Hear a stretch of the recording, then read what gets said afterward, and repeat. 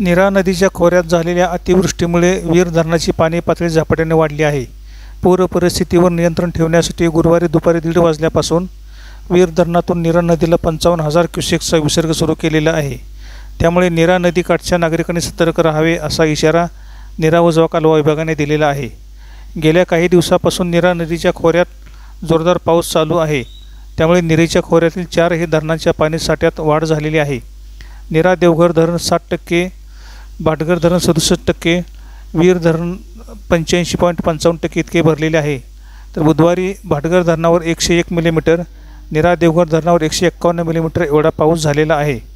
तसेच वीर आणि गुंजवणी धरणाच्या पाणलोट क्षेत्रातही संततधार सुरू असून त्यामुळे गुरुवारी सकाळी वीर धरणातून 8 वाजता 23,185 क्युसेक्स इतका विसर्ग नीरा नदीला सुरू करण्यात आलेला होता.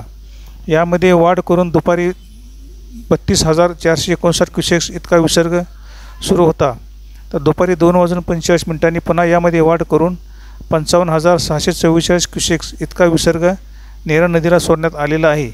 त्यामुळे नीरा नदीकाठच्या नागरिकांनी सतर्क राहावे असा इशारा देण्यात आलेला आहे.